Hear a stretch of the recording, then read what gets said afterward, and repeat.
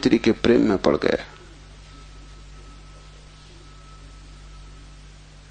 वैसे बात अनहोनी थी, मारवाड़ी और व्यापारी प्रेम से सदा दूर ही रहता है,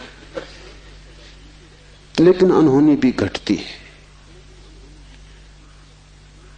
प्रेम में तो पड़ गया, लेकिन व्यापारी का संदेह भरा चित्त,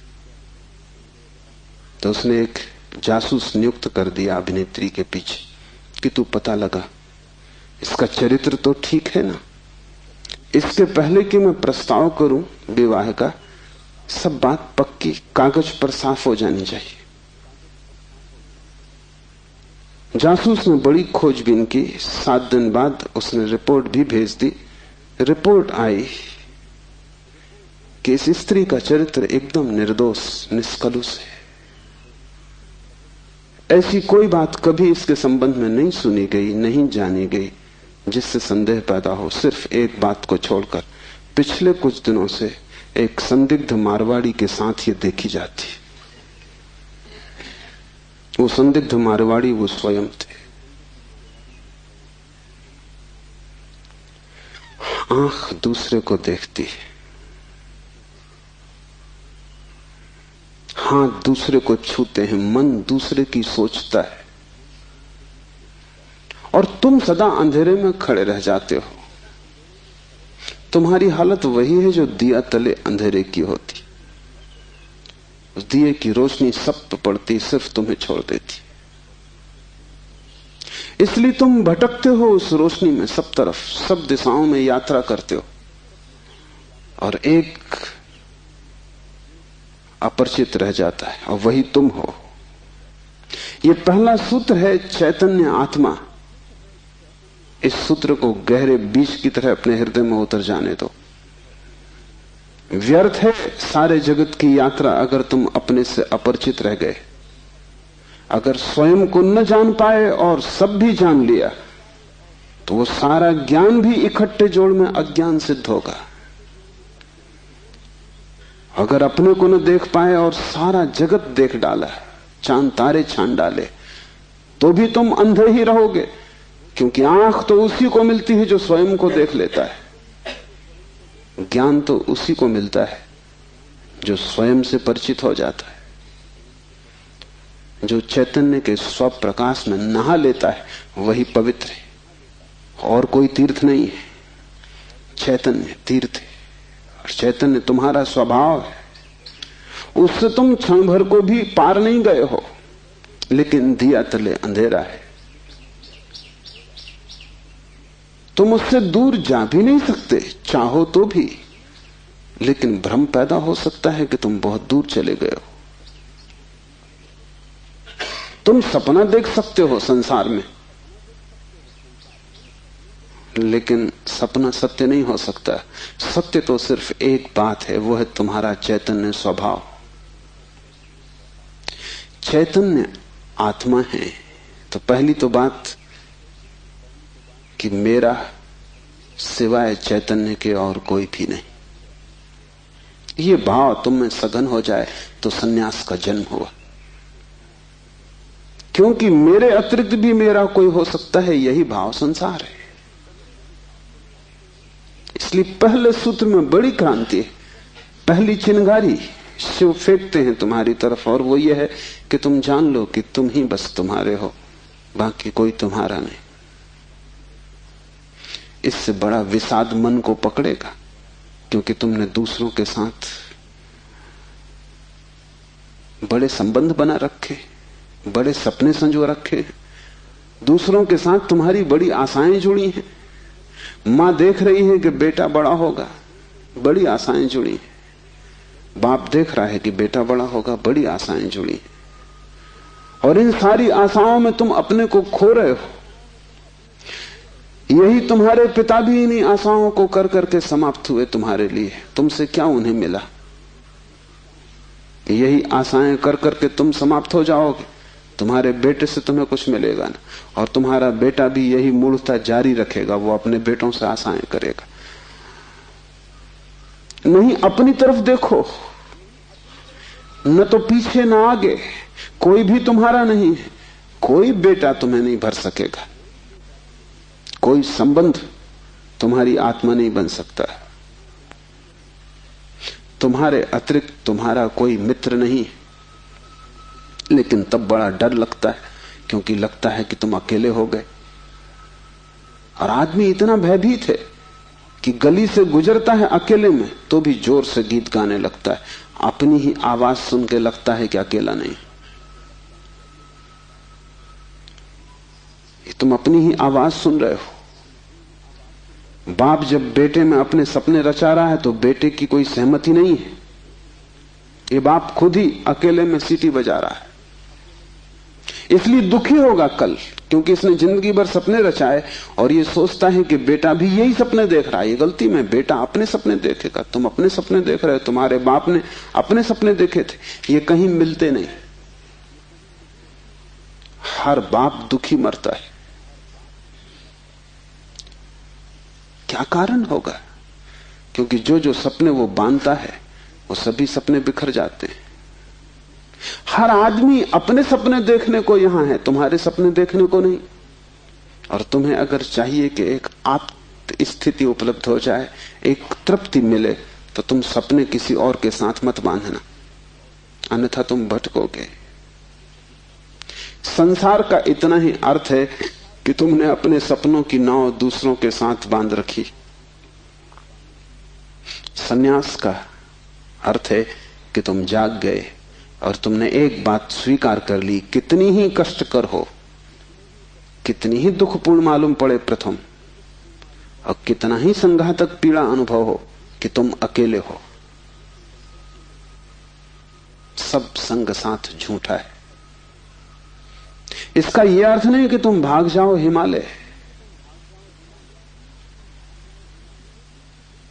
क्योंकि जो हिमालय की तरफ भाग रहा है उसे अभी संग साथ सार्थक है, झूठा नहीं हुआ। क्योंकि जो चीज झूठ हो गई उससे भागने में भी कोई सार्थकता नहीं। कोई भी सुबह जाग के भागता तो नहीं कि सपना झूठा है, भागूं इस घर से। सपना झूठा हो गया, बात खत्म हो गई, उसमें भागना क्या है। लेकिन एक आदमी है जो भाग रहा है पत्नी से, बच्चों से, इसका भागना बताता है, इसने सुन लिया होगा कि सपना झूठा है, लेकिन अभी इसे खुद पता नहीं चला।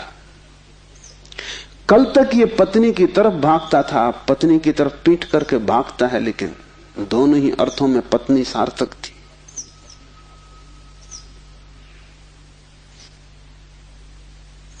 एक जैन संत हुए, गणेश वर्णी।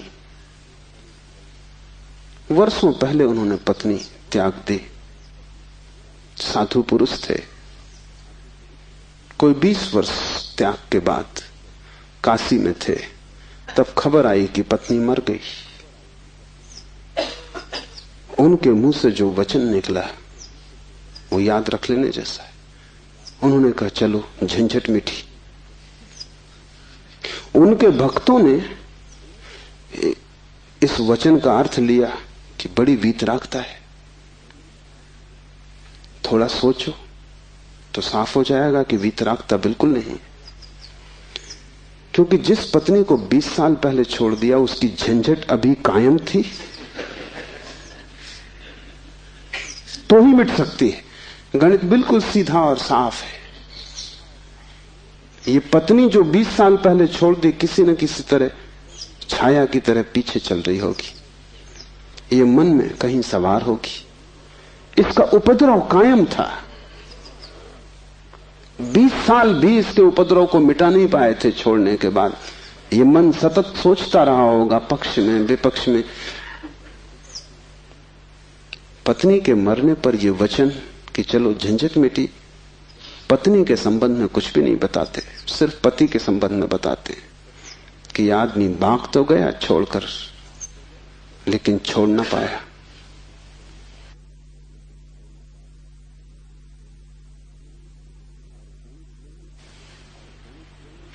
और गणेश वर्णी साधु पुरुष थे, इसलिए थोड़ा सोच लेना, साधु पुरुष भी बड़ी भ्रांति में रह सकते। उनके चरित्र में, आचरण में कोई भूल चूक न थी।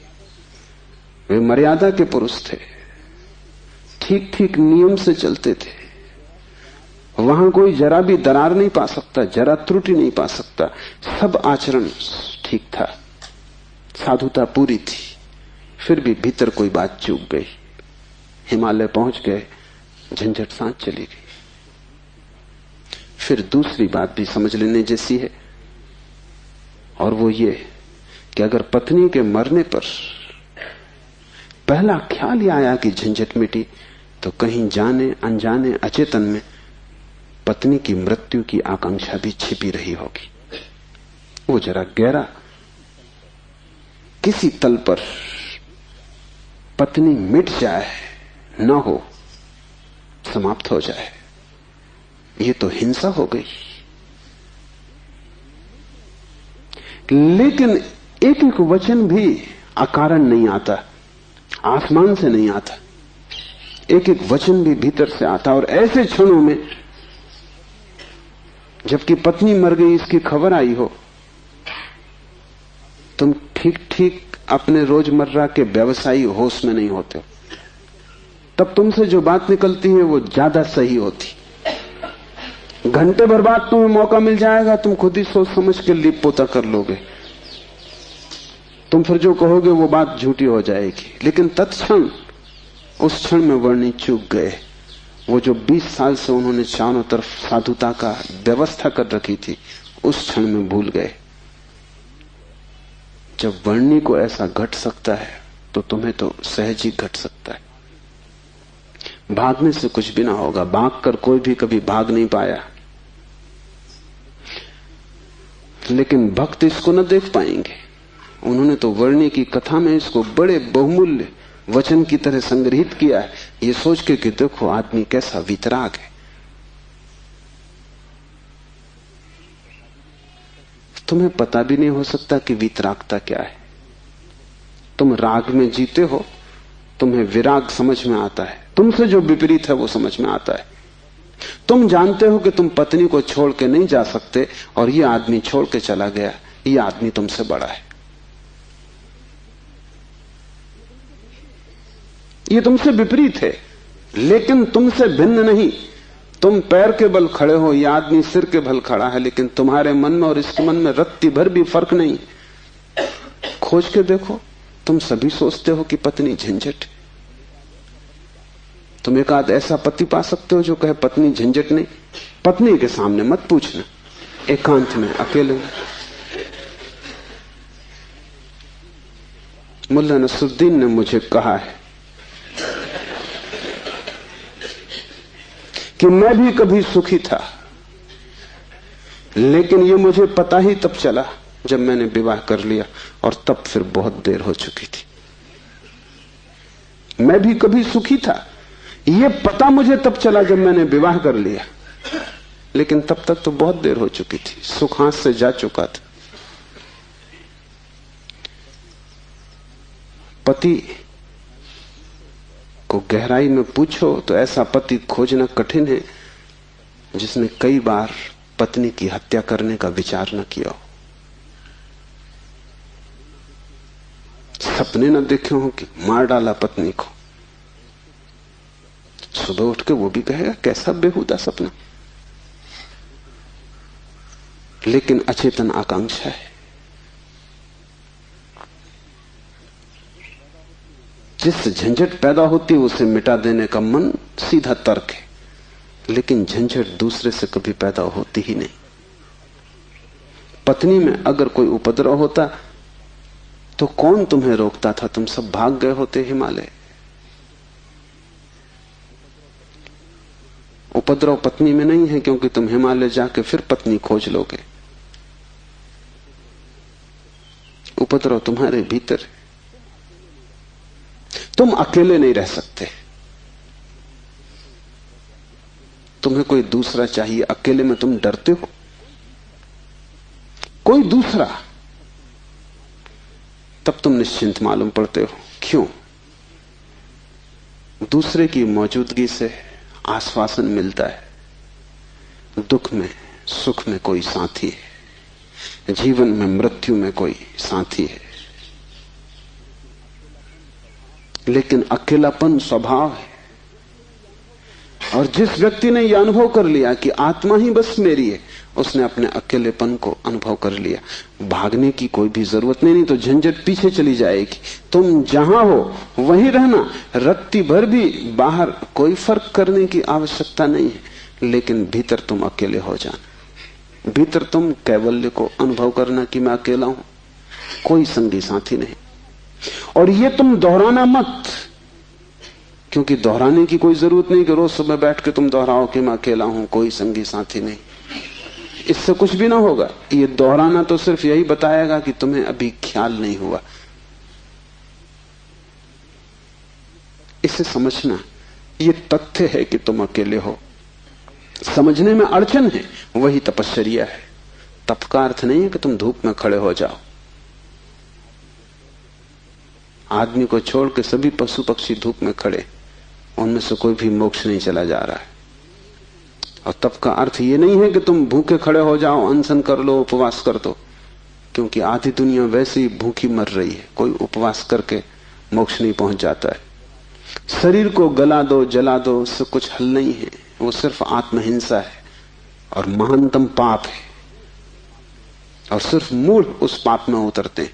जिन्हें थोड़ा भी बोध है वो ऐसी नासमझियां ना करेंगे। दूसरे को भूखा मारना अगर गलत है तो खुद को भूखा मारना सही कैसे हो सकता है? दूसरे को सताना अगर हिंसा है तो खुद को सताना अहिंसा कैसे हो सकती है? सताने में हिंसा है, किसको तुम सताते हो इससे क्या फर्क पड़ता है? जो हिम्मतवर है वो दूसरे को सताते हैं, जो कमजोर है वो खुद को सताते हैं। क्योंकि दूसरे को सताने में एक खतरा है, दूसरा बदला लेगा। खुद को सताने में वो खतरा भी नहीं है, कौन बदला लेगा? कमजोर अपने को सताते हैं। तुमने कभी ख्याल किया, अगर पुरुष नाराज हो जाए तो वो पत्नी को पीटता, अगर पत्नी नाराज हो वो खुद को पीटती। ये जो पत्नी है ये साधुओं का प्रतीक है। कमजोर अपने को पीट लेता, क्या करे? ताकतवर दूसरे को पीटता है, क्योंकि उसमें खतरा तो है ही कि दूसरा क्या करेगा कौन जाने। कमजोर आत्महिंसक हो जाता है और ताकतवर परहिंसक होता है। और धार्मिक वो है जो अहिंसक, न वो दूसरे को सताता है न खुद को सताता है। सताने की बात ही व्यर्थ है। तपश्चर्या का अर्थ है कि तुमने ये सत्य स्वीकार कर लिया कि तुम अकेले हो, कोई उपाय नहीं है संगी साथी का। तुम कितना ही चाहो, कितनी ही आंखें बंद करो, सपने देखो, तुम अकेले ही रहोगे।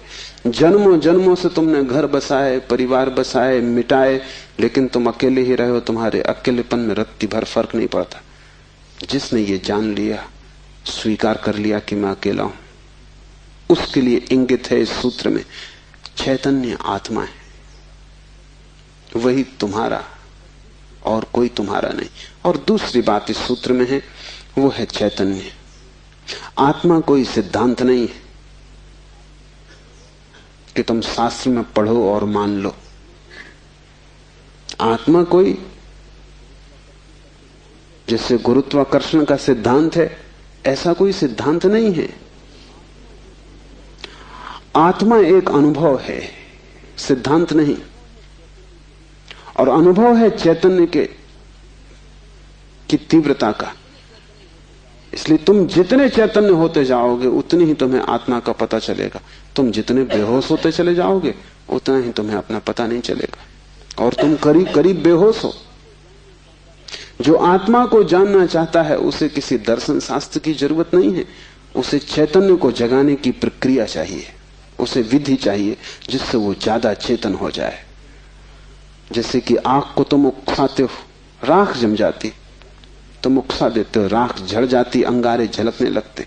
ऐसी तुम्हें कोई प्रक्रिया चाहिए जिससे तुम्हारी राख झड़े और अंगारा चमके, क्योंकि उसी चमक में तुम पहचानोगे कि तुम चैतन्य हो।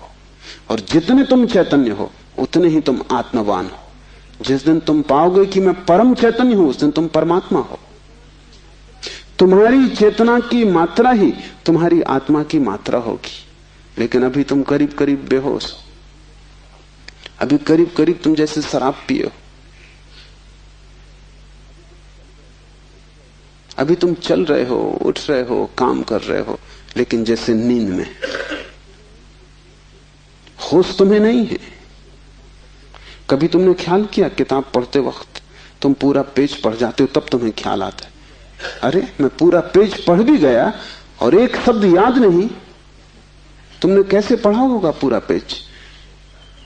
तुम पढ़ सकते हो सोए सोए, मन कहीं और रहा होगा, तुम पढ़ गए, तब तुम्हें होश पता चला कि ये तो पूरा पेज व्यर्थ गया। तुम कई बार रास्ते से चलते हो, तुम पूरा रास्ता चल जाते हो, तब तुम्हें ख्याल आता है कि तुम चल रहे हो। तुम काम करते हो और तुम्हें पता नहीं चलता कि तुम कर रहे हो। तुम बेहोशी में जी रहे हो और चैतन्य आत्मा है, और तुम पूछते हो क्या आत्मा है? तुम चाहते हो कोई प्रमाण दे, तुम चाहते हो कोई सिद्ध करे, कोई तर्क से तुम्हें समझा दे तो तुम भी मान लो, नहीं तो तुम नास्तिक हो जाओगे। नास्तिकता बेहोशी का सहज परिणाम है, आस्तिकता होश का फल। जितना तुम्हारा होश बढ़ेगा तो जरूरत नहीं है कि तुम मानो कि आत्मा है, क्योंकि कई ना समझ मान रहे हैं, उससे कुछ हल नहीं होता। इस मुल्क में तो सभी मानते हैं कि आत्मा है, लेकिन इससे क्या फर्क पड़ता है? तुम्हारे जीवन में कोई क्रांति इससे आती नहीं। शायद तुम इसलिए मान लेते हो कि हजारों साल से दोहराया जा रहा है। सुनते सुनते तुम्हारे कान पक गए, सुनते सुनते तुम भूल ही गए हो कि संबंध में सोचना भी है। सुनते सुनते पुनरुक्ति से आदमी सम्मोहित हो जाता है। एक ही बात बार बार दोहराई चली जाए तो तुम भूल जाते हो कि वो संदिग्ध, संदेह किया जा सकता है, विचार किया जाता है। और फिर आत्मा है, इससे तुम्हें बड़ा संतोष भी मिलता है। शरीर मरेगा ये तुम्हें पता है, आत्मा नहीं मरेगी, इससे बड़ी हिम्मत बनती है। और आत्मा कभी नहीं मरेगी, अग्नि उसे जलाएगी नहीं, शस्त्र उसे छेदेंगे नहीं, मृत्यु उसका कुछ बिगाड़ ना सकेगी। इससे तुम्हें बड़ी सांत्वना मिलती, पर सांत्वना सत्य नहीं है। आत्मा को कोई न तो स्वीकार कर सकता है सिद्धांत की तरह, और न पुनरुक्ति की तरह कोई सम्मोहित हो सकता है। आत्मा को तो केवल वही लोग जान पाते हैं जो चैतन्य को बढ़ाते हैं। इस तरह जियो कि तुम पर राख इकट्ठी ना हो, इस तरह जियो कि तुम्हारे भीतर का अंगारा जलता रहे, प्रकाशित हो। इस तरह जियो कि प्रति क्षण तुम होश में रहो, बेहोश नहीं। मुल्ला नसरुद्दीन को बच्चा पैदा हुआ, पहला ही लड़का था। नसरुद्दीन बड़ा खुश हुआ, अपने खास मित्र को बुलाया, खुशी मनाने दोनों शराब घर में गए। क्योंकि तुम एक ही खुशी जानते हो, बेहोशी। ये बड़े मजे की बात है। शिव, बुद्ध, महावीर, वे सब चिल्ला चिल्ला के कहते हैं कि दुनिया में एक ही आनंद है, वो है होश। और तुम एक ही सुख जानते हो, वो है बेहोशी। या तो तुम ठीक हो या वो ठीक है, दोनों तो ठीक नहीं हो सकते। मुल्ला नसरुद्दीन सीधा शराब घर गया, बजाय अस्पताल जाने के पहले बेटे को देखता। उसने कहा कि पहले जरा आनंद कर लें, कितने दिनों का सपना पूरा हुआ। डट के दोनों पी गए। जब दोनों पी के पहुंचे अस्पताल और कांच की खिड़की में से बेटे को देखा तो मुल्ला रोने लगा। उसने अपने मित्र से कहा, पहली तो बात मेरे जैसा मालूम नहीं होता। अपना उन्हें पता नहीं है, अभी खुद की शक्ल भी वो पहचान ना सकेंगे। लेकिन मेरा जैसा नहीं मालूम होता। और दूसरी बात, बड़ा छोटा दिखाई पड़ता है। इतने छोटे बच्चे को लेकर करेंगे भी क्या? ये बचेगा? मित्र ने कहा, मत घबराओ, जब मैं पैदा हुआ था तो मैं भी 3 ही पाउंड का था। नसरुद्दीन ने कहा, फिर तुम बचे?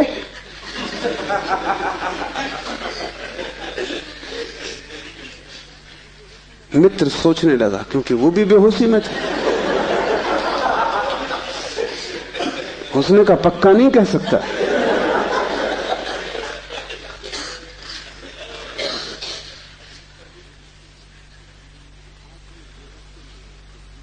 आदमी बेहोशी में है, उसके जीवन का सारा परिप्रेक्ष्य, उसकी सारी दृष्टि उसकी बेहोशी से भर जाती, सब धुआं धुआं हो जाता।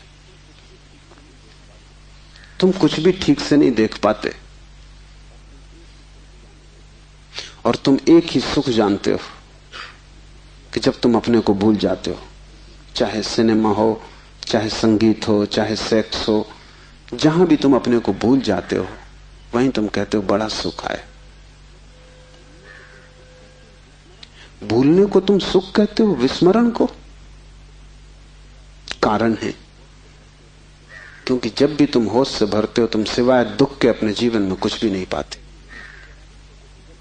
इसलिए जब भी तुम देखते हो जीवन को, जरा ही सजग हो के तुम पाते हो दुख दुख, कुरूपता चारों तरफ।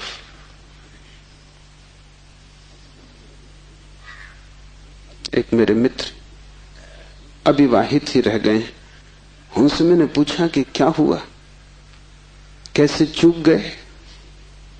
तो उन्होंने कहा कि बड़ी अड़चन आई। जिस स्त्री को मैं प्रेम करता था, जब मैं शराब पी लेता तब वो मुझे सुंदर मालूम पड़ती, तब मैं शादी करने को राजी, लेकिन तब वो राजी नहीं। और जब मैं होश में होता तब मैं राजी नहीं, तब वो राजी होती थी। इसलिए चूक गए, कोई उपाय ना हुआ, मेल ना हो सका। तुम जब भी आंख खोल कर देखोगे सब तरफ कुरूपता और दुख पाओगे। जब तुम बेहोश होते हो तब सब ठीक लगता है। इसलिए तुम्हें तकलीफ मालूम पड़ती, चैतन्य आत्मा असंभव। इसलिए दुख से गुजरना होगा। उसको ही तपश्चर्या कहा है। जब कोई व्यक्ति जागना शुरू करता है तो पहले तो उसे दुख में से ही गुजरना होगा, क्योंकि तुमने जन्मों जन्मों तक दुख अपने चारों तरफ निर्मित किए हैं। कौन उनसे गुजरेगा तुम अगर न गुजरे तो? इसको हमने कर्म कहा है। कर्म का कुल इतना ही अर्थ है कि जन्मों जन्मों तक हमने चारों तरफ दुख निर्मित किए, जाने अनजाने हमने दुख की फसल बोई है, काटेगा कौन? तो जब भी तुम होश में आते हो तुम्हें फसल दिखाई पड़ती बड़ी लंबी, इस खेत से तुम्हें गुजरना पड़ेगा। डर के मारे तुम वहीं बैठ जाते हो, फिर आंख बंद करके शराब पी लेते हो कि ये तो बहुत झंझट का काम है। लेकिन जितनी तुम शराब पीते हो उतनी ये फसल बढ़ती जाती। हर जन्म तुम्हारे कर्म की श्रृंखला में कुछ और जोड़ जाता है, घटाता नहीं। तुम और भी गर्त में उतर जाते हो, नरक और करीब आ जाता है। होश से भरोगे तो पहला तो घटना ये घटने ही वाली है कि तुम्हारे जीवन में चारों तरफ दुख दिखाई पड़ेगा, नरक, क्योंकि तुमने वो निर्मित किया है।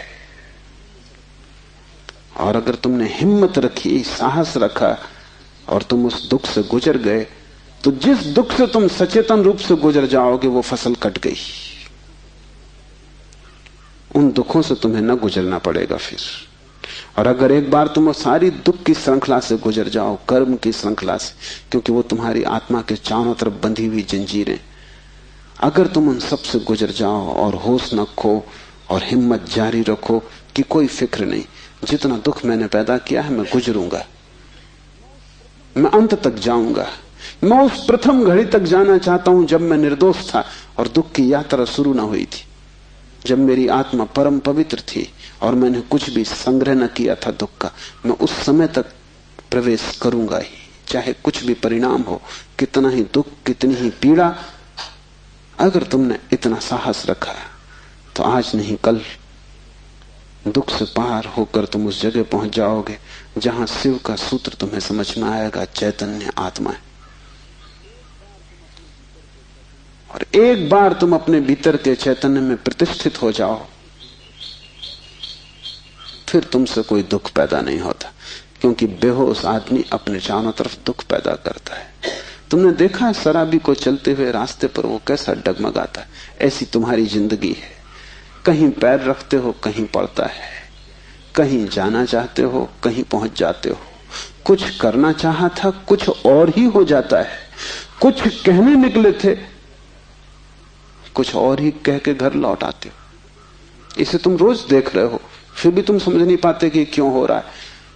तुम गए थे किसी से क्षमा मांगने और झगड़ा करके वापस आ गए। होश में हो तुम तुम बात प्रेम की कर रहे थे, दुश्मनी हो गई।